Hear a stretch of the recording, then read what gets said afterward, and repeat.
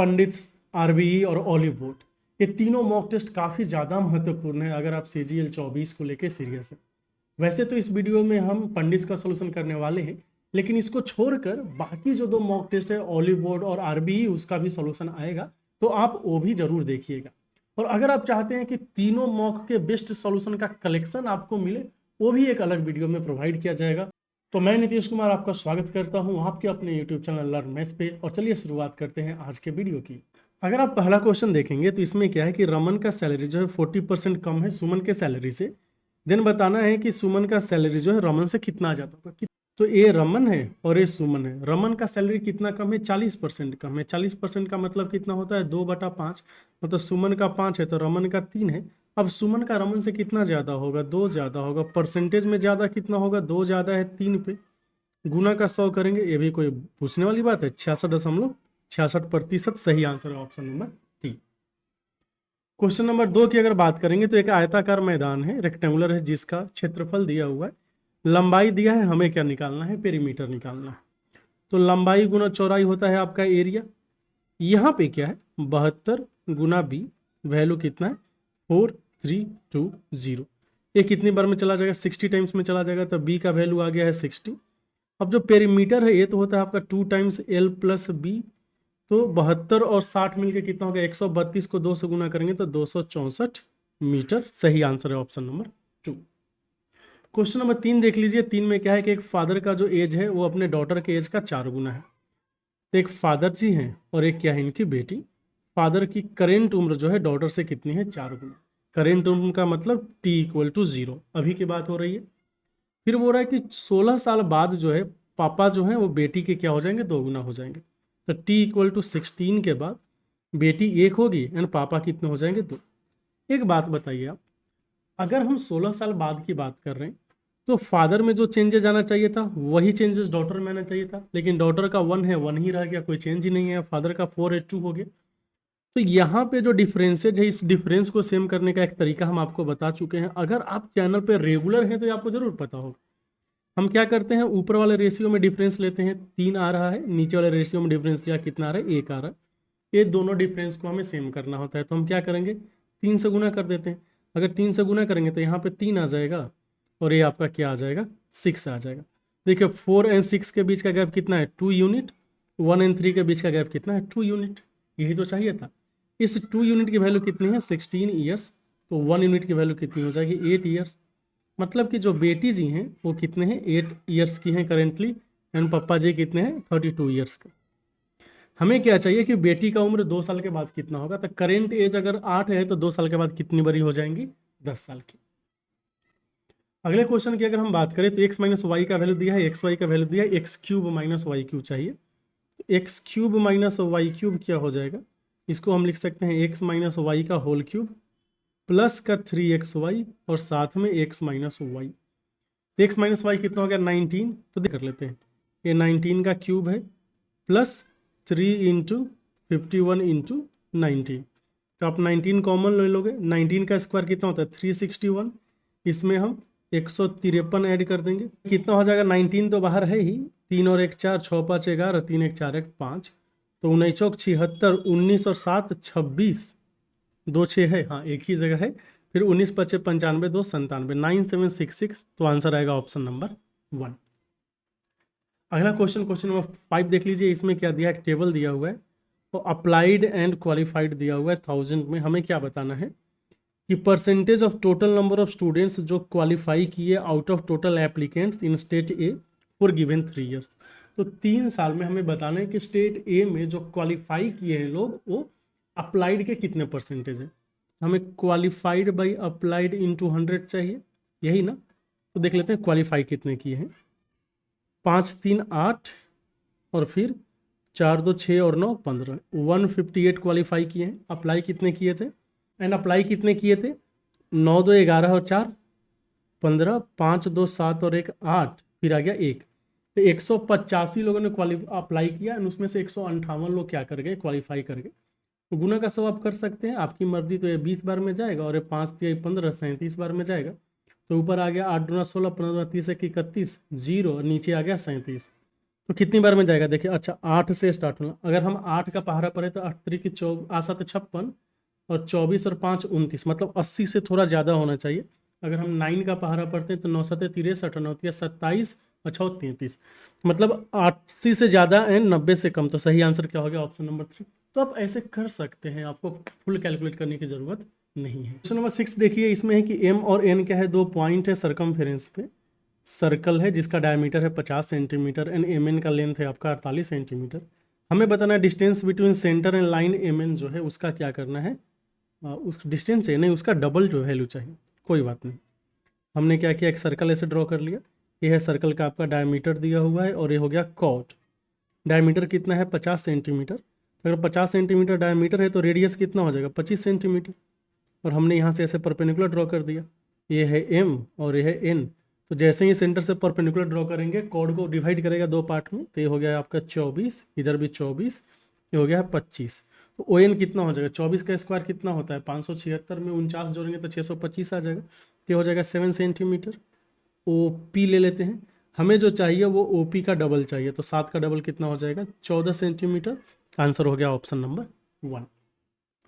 अगला क्वेश्चन है कि एक इंसान जो है वो बोट को 15 किलोमीटर प्रति घंटा की रफ्तार से स्टिल वाटर में चला सकता है। उसे 4 times as long as to row upstream as it does row downstream. तो हमें बताना है स्पीड ऑफ स्ट्रीम क्या है। मतलब कि डिस्टेंस सेम है, डिस्टेंस सेम है। तो अगर डिस्टेंस सेम है दोस्त, तो जैसे ही डिस्टेंस सेम होगा, जो स्पीड का रेशियो है S1/S2, ये आपका टाइम के रेशियो का उल्टा हो जाएगा T2/T1। ये तो पता है। अब स्पीड का रेशियो हम कैसे निकालेंगे? देखिए, upstream and downstream, S1 T1 को हम अपस्ट्रीम मान लेते हैं, S2 T2 को डाउनस्ट्रीम वाला।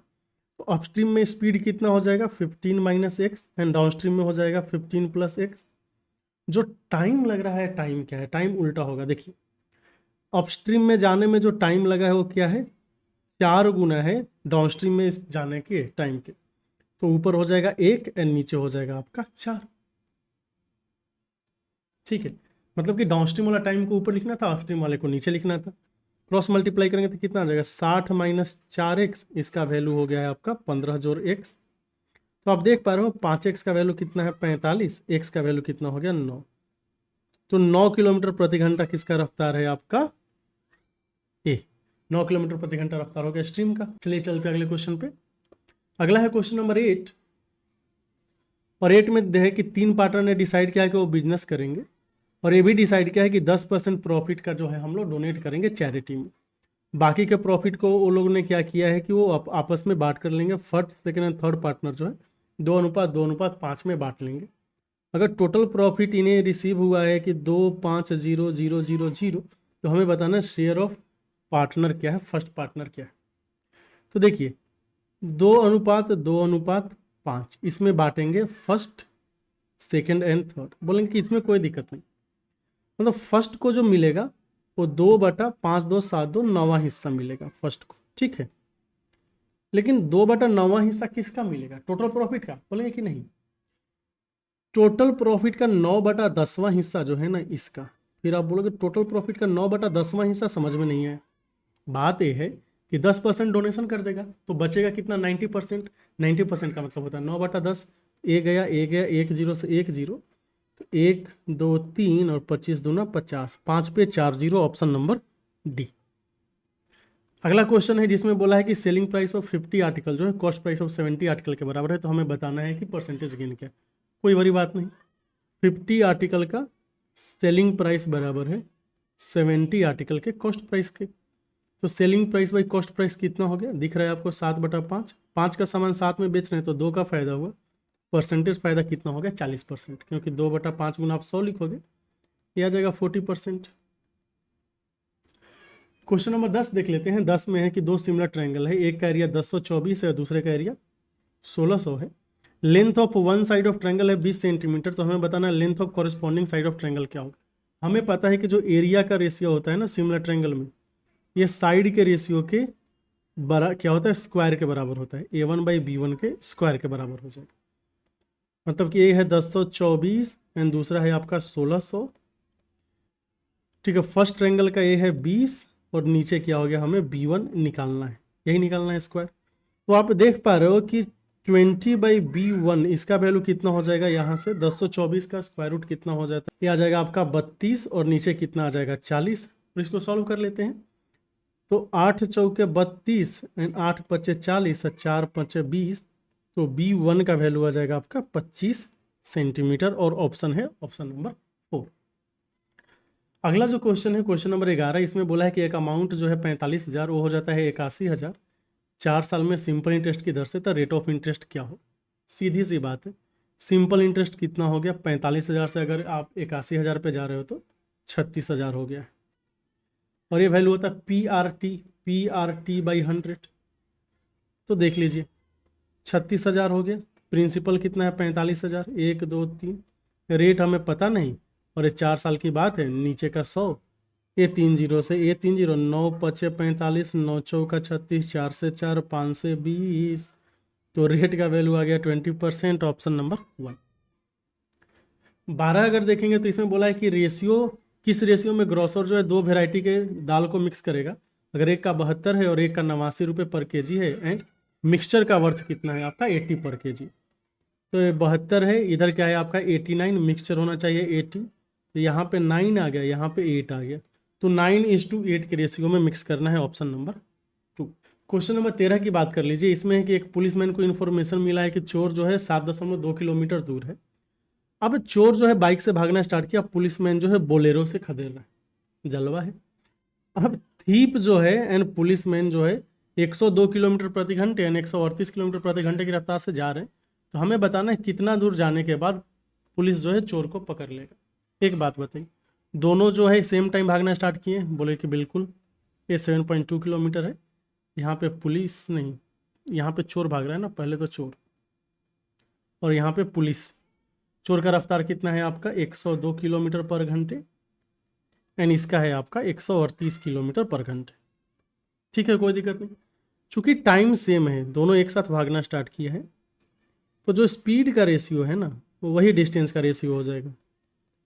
S1 एंड D1 जो है हम किसके लिए मारे, पुलिस के लिए। ये हो गया 138/102 और ये वैल्यू आ गया D1/D2। तो ऊपर आ गया 23 और नीचे आ गया 17, क्योंकि हमने 6 से भाग दे दी। तो बीच का गैप क्या है 6, जिसका वैल्यू है 7.2 किलोमीटर। एक यूनिट का वैल्यू कितना हो गया 1.2 किलोमीटर, ये किलोमीटर है।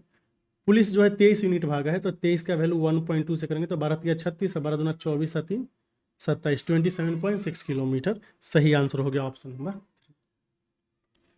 क्वेश्चन नंबर 14 में हमें वैल्यू बताना है कि 3a + 2b 9a² - 6ab 4b², जब a का वैल्यू 4 एंड b का वैल्यू कितना दिया है 5। तो ये जो फॉर्मूला लिखा हुआ है ये क्या हो गया आपका 3a का whole cube, a cube + b cube लिखा हुआ है, प्लस 2b का होल क्यू।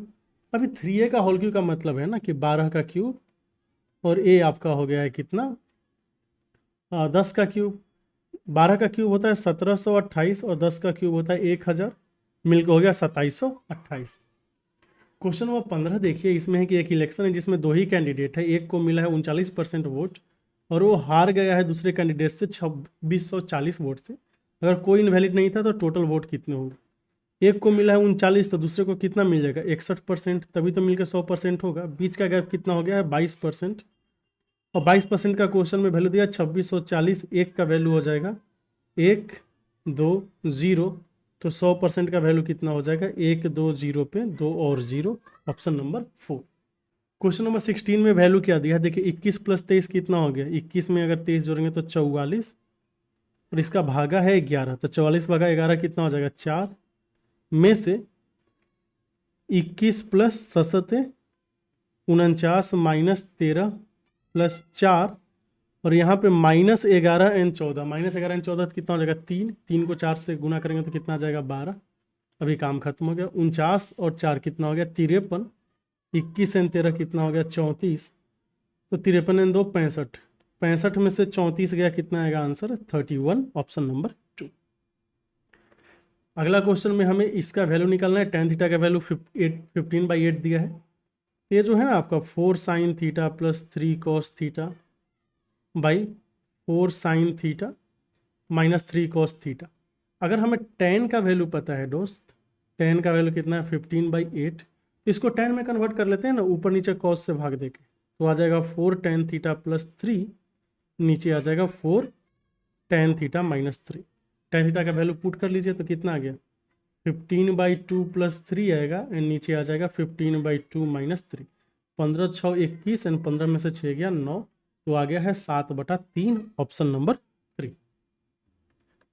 क्वेश्चन नंबर 18 देखिए, 18 में एक सर्कुलर रेस है 1600 मीटर का, एक एंड बी जो है रफ्तार है 45 एंड 36, दोनों एक ही डायरेक्शन में एक ही समय एक ही पॉइंट से भागना स्टार्ट किए, तो कितने देर बाद जो है स्टार्टिंग पॉइंट पे फिर से मिलेंगे। चलिए क्वेश्चन को कर लेते हैं। अगर हमसे पूछे कि स्टार्टिंग टाइम पे स्टार्टिंग पॉइंट पे कब मिलेंगे, इसके लिए हम दोनों टाइम का क्या लेते हैं एलसीएम।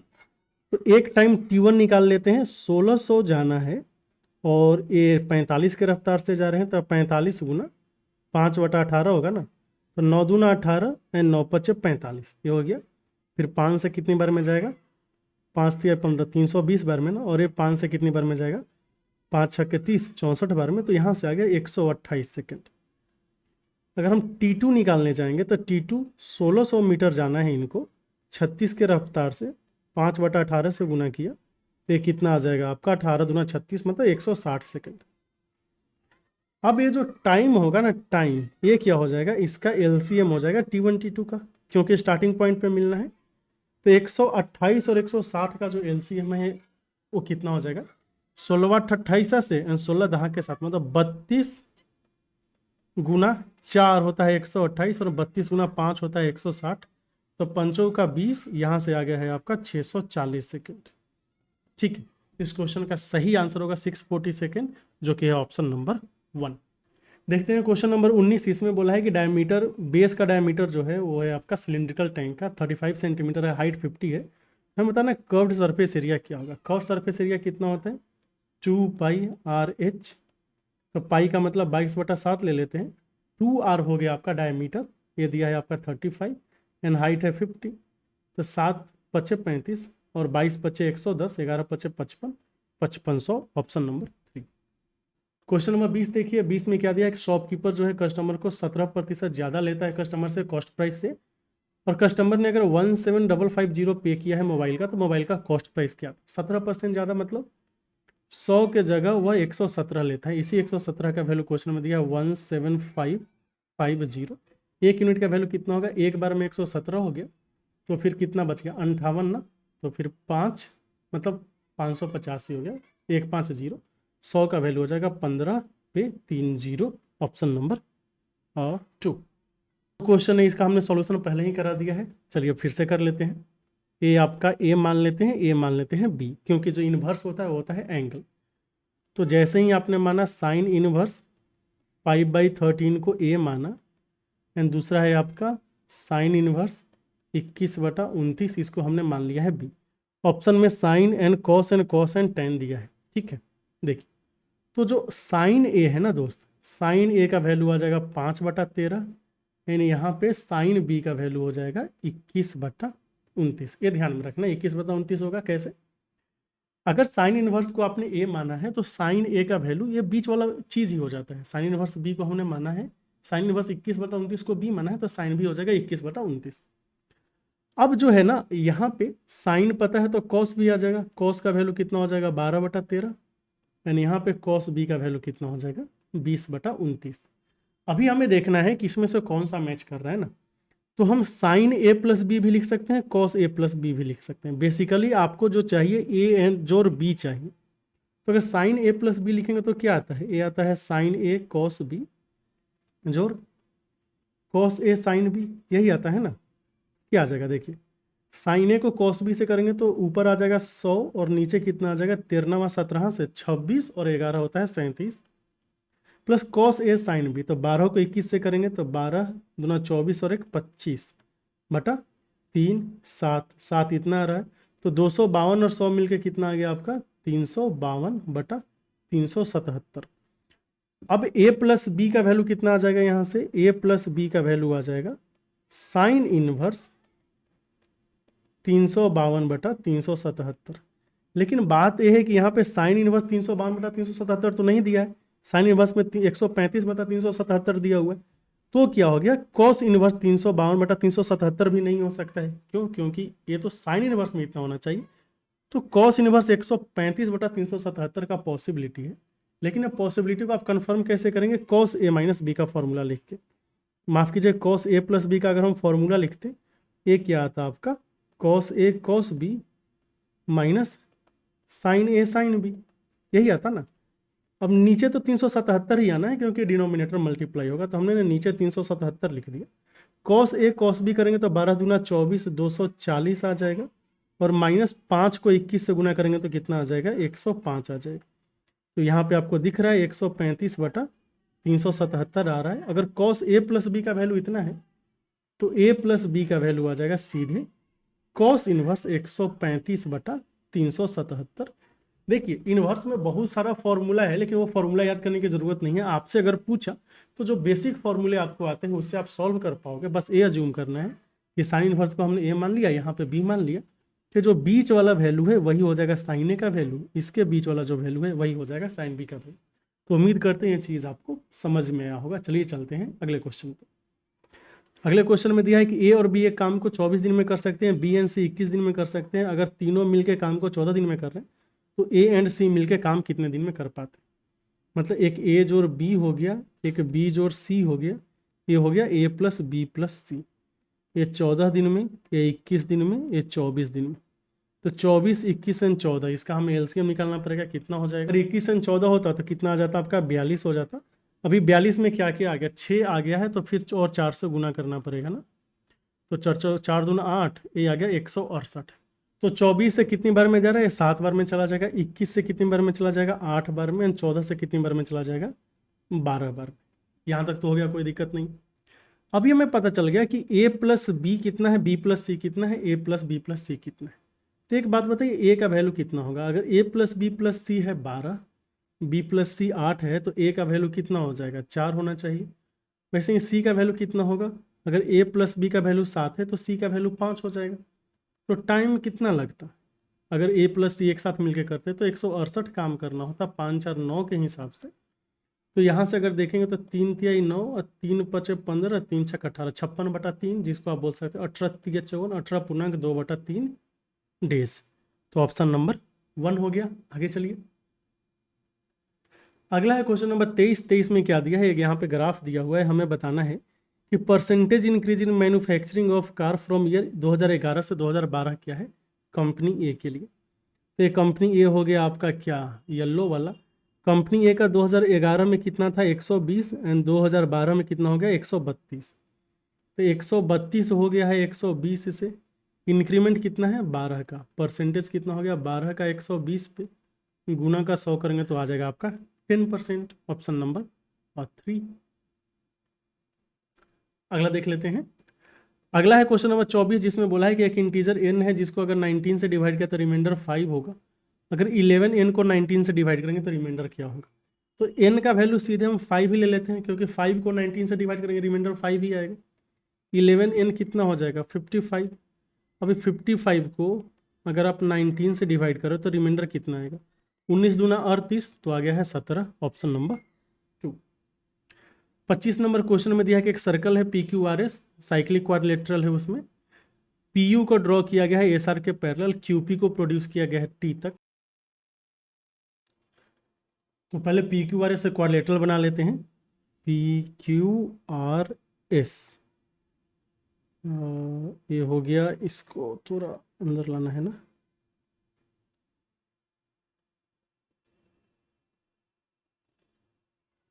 एक मिनट, चलिए ये हमने बना लिया। ये आपका P, ये आपका P Q R और S। फिर क्या बोला है देखिए कि Q, अच्छा PU जो है SR के पैरेलल है, ये जो SR है इसके पैरेलल हमने PU बना लिया। तो PU ऐसा करके कुछ होगा, ठीक। अभी U किधर रखना है ये अभी तक कंफर्म नहीं है, ठीक। चलिए U इधर भी हो सकता है, U इधर भी हो सकता है, हम देखेंगे इसके आगे। और बोला है QP को T तक प्रोड्यूस किया है। QP मतलब QP मीन्स इस डायरेक्शन में T तक प्रोड्यूस करना है QP को, ये हो गया पॉइंट T। फिर दिया कि पी क्यू आर का वैल्यू 94 डिग्री है, ये वाला एंगल हो गया 94 डिग्री, और टी पी यू है 31 degree. T P U 31 degree है तो ये एंगल इधर ही होना चाहिए, यू जो है इधर ही होना चाहिए, इस साइड यू नहीं हो सकता है। हमें कौन सा एंगल निकालना है, हमें निकालना है एस आर क्यू, ये वाला एंगल निकालना है थीटा। देखिए अगर ये 94 डिग्री है तो यहाँ पे कितना हो जाएगा 86 डिग्री। बोलोगे क्यों? क्योंकि दोनों एंगल ऐड करके कितना होना चाहिए 180 डिग्री होना चाहिए। अभी क्या है कि यहाँ पे देखिए एस आर जो है ना, एस आर पैरेलल क्या है पी यू के, तो एस आर अगर पी यू के पैरेलल हुआ तो ये जो एंगल से ऑल्टरनेट एंगल हो जाएंगे 86 डिग्री, और ये वाला ऑल्टरनेट हो जाएगा, ऑल्टरनेट एंगल इक्वल होता है, इधर भी हो जाएगा 86 डिग्री। तो हम बोल पाएंगे एस पी यू एंगल जो है वह एंगल एस के बराबर है, जो कि हो गया आपका 86 डिग्री। हमें क्या निकालना है angle R, angle S R Q का वैल्यू होगा एंगल टी पी एस के बराबर, जो 86 में 31 जोड़ने से आएगा जो कि है 117 डिग्री, और आंसर हो जाएगा ऑप्शन नंबर ए। ठीक। अच्छा ये दोनों एंगल आपको ध्यान रखना है कि अगर आपके पास कोई भी साइक्लिक क्वाड्रिलेटरल है ना दोस्त, ऐसे करके मान लीजिए आपने एक साइक्लिक क्वाड्रिलेटरल ड्रॉ किया, और फिर क्या आप कोई भी साइड को जैसे एक्सटेंड करते हो, हमने ऐसे करके ऊपर एक्सटेंड किया, तो ए वाला जो एंगल है ना ए, इस साइड के एंगल के बराबर हो। अगर इसको आपने एक्स माना और इसको बी माना तो आप खुद देखिए ए जोड़ बी कितना होगा 180 डिग्री। अब बोलोगे क्यों? क्योंकि आपका साइक्लिक क्वाड्रिलेटरल का ऑपोजिट एंगल है।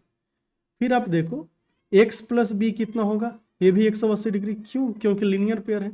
अभी इन दोनों को कंपेयर करेंगे तो ए का वैल्यू एक्स आ जाएगा ना। इसी का यूज हमने किया है कि अगर यहाँ पे थीटा है तो इस साइड जो है पूरा एंगल है, पूरा एंगल क्या होना चाहिए थीटा होना चाहिए। तो ऐसा करके ये आंसर क्या आ जाएगा 117 आ जाएगा। तो इसी के साथ जो है इस पेपर का सॉल्यूशन होता है समाप्त। आपको कैसा लगा आप जरूर बताइए, और इसके अलावा अगर आपने ऑलिव एंड आरबी का टेस्ट दिया है तो उसका भी सॉल्यूशन आपको इसी चैनल पे मिल जाएगा। जो तीनों टेस्ट है और इसका बेस्ट क्वेश्चन का सॉल्यूशन भी आपको इस चैनल पे मिलेगा, अलग से वीडियो अपलोड किया जाएगा ताकि रिवीजन के टाइम पे आप उसको आराम से देख सके और कुछ सोचने की जरूरत ही ना हो। तो फिर मिलते हैं अगले वीडियो में, तब तक के लिए बहुत बहुत धन्यवाद।